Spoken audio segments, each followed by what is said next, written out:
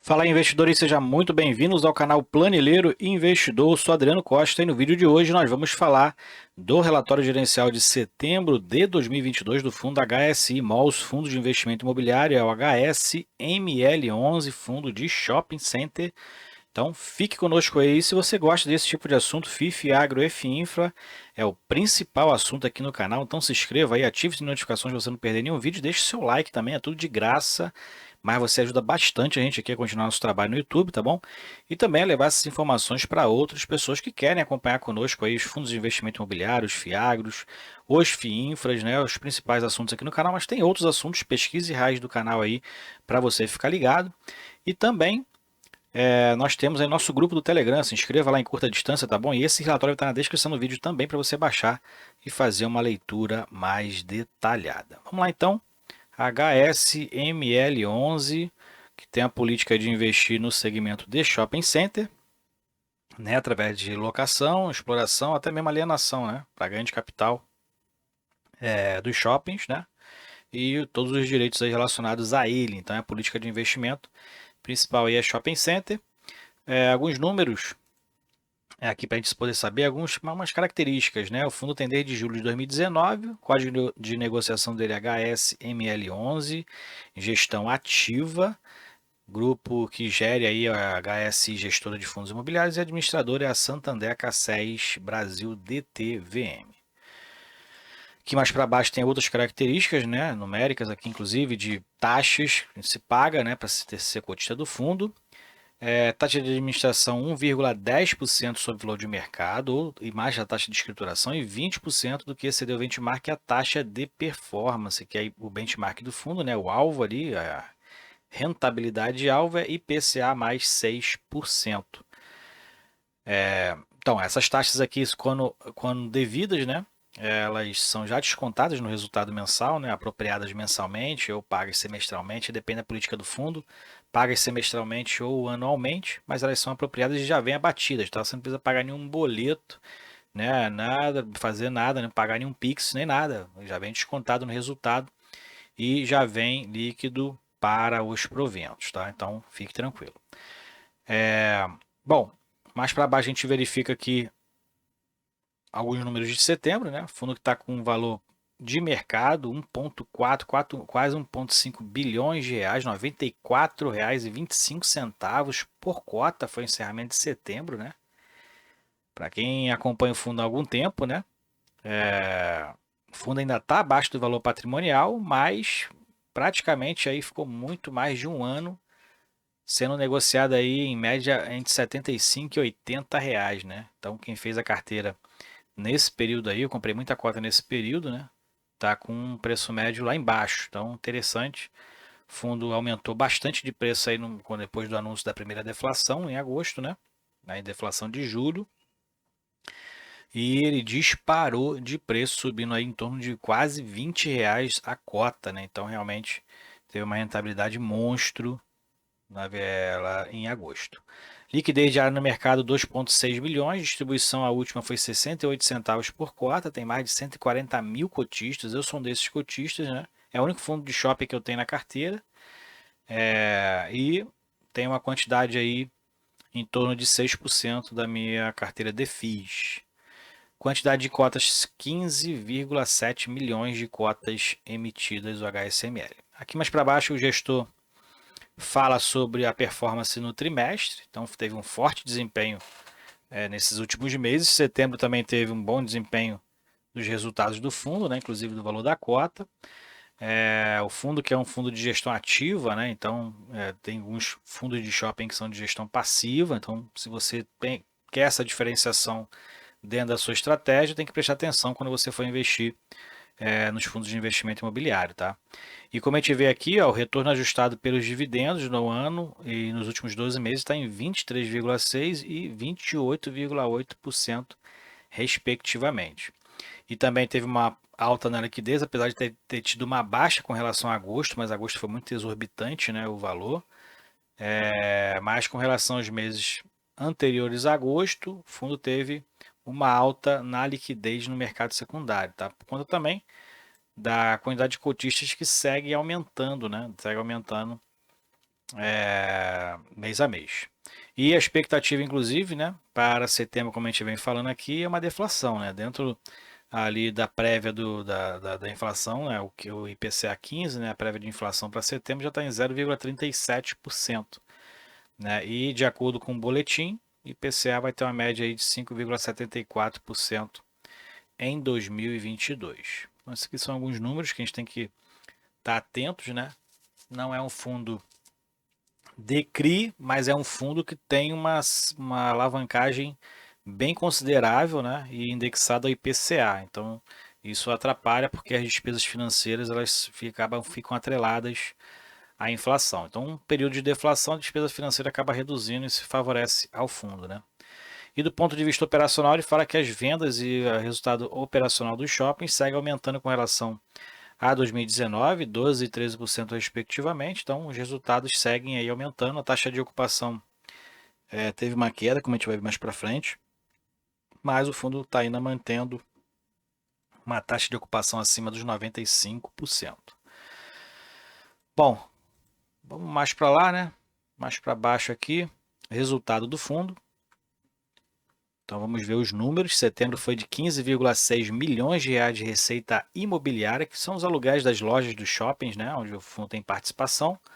Receita financeira, onde o caixa está aplicado 652 milhões, despesas 4,5 milhões. A principal despesa é exatamente a despesa financeira dos financiamentos, né? E tem essa relevância porque o fundo realmente, a gente vai mais para baixo, tem uma alavancagem de mais de 30% do seu patrimônio, dos seus ativos, né?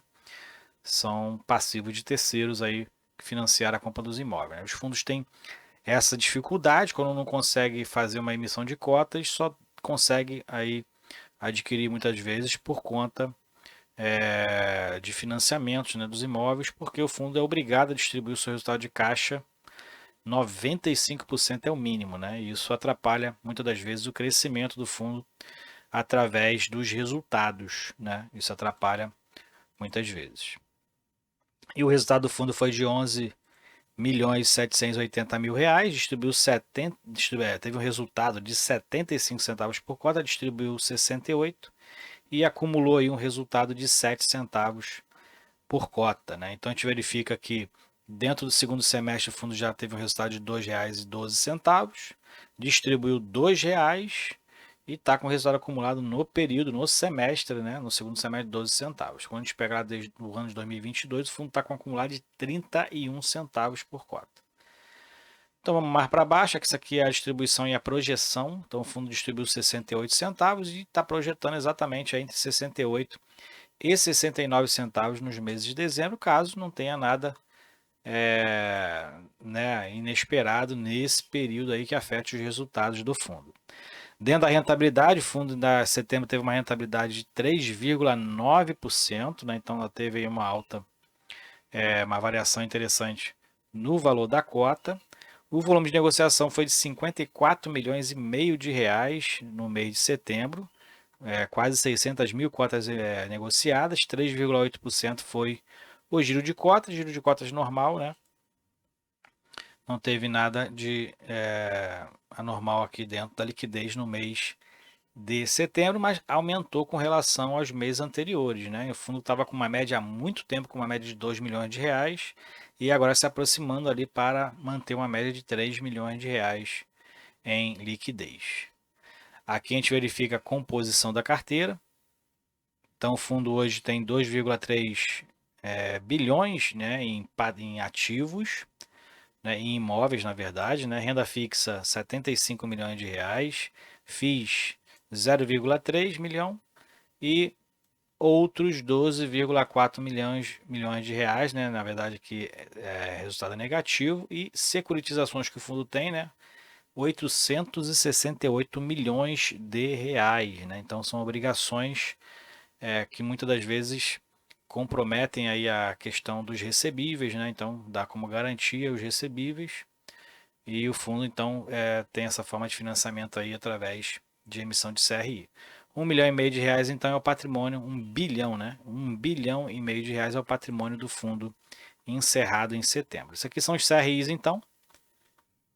Então, a questão de acompanhar o IPCA, porque o fundo tem alguns CRIs aqui indexados ao IPCA, né? Os que estão indexados ao CDI também estão tendo serviços de dívida, da dívida bem elevados por conta da alta da Selic, né? Então, o fundo está aí alavancado, precisou se alavancar, mas as receitas geradas por esses financiamentos, né, que foram feitos, a princípio estão saudáveis, o fundo está mantendo ali um nível de ocupação em que, né, o fundo ainda tenha receita para distribuir aos cotistas, né, receita além de pagar os serviços da dívida, receitas que cubram aí e mantenham a saúde financeira do fundo. Né? Hoje ele tem 59% das suas dívidas atreladas ao IPCA, mais um prêmio de risco médio de 7,14% e 41% atrelados ao CDI, mais um prêmio de risco de 2,64% em média.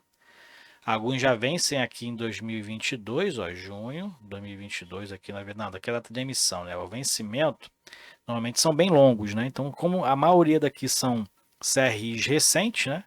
Então, todos aqui vencem somente a partir, na verdade, só um, né, que vence em 2025, mas todos vencem só na década seguinte, né? Só na década de 30,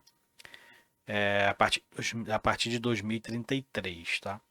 Então, são financiamentos bem altos, como a gente verifica aqui, são quase 900 milhões de reais em dívidas, o que dá mais de 30% de financiamentos com recursos terceiros, né?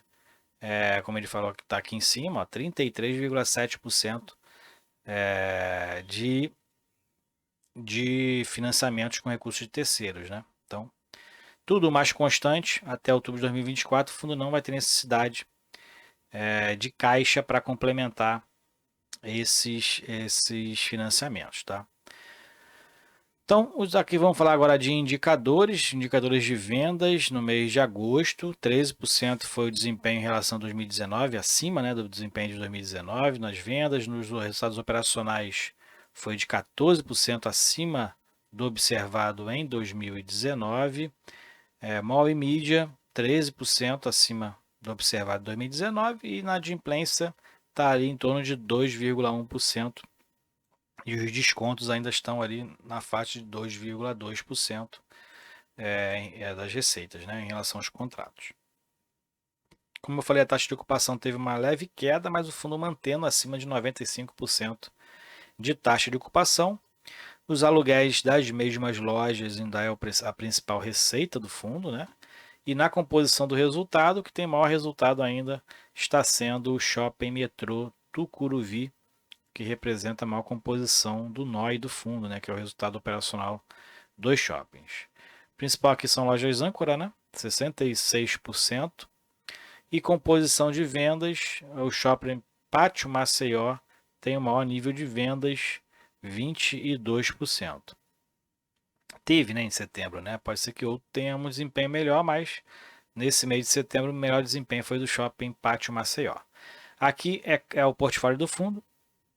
Então, onde você consegue ver quantas lojas tem aí no shopping, né? Qual é a participação do fundo, né? O fundo tem 100% de participação em apenas 2 shoppings, o Uberaba e o Pátio Maceió.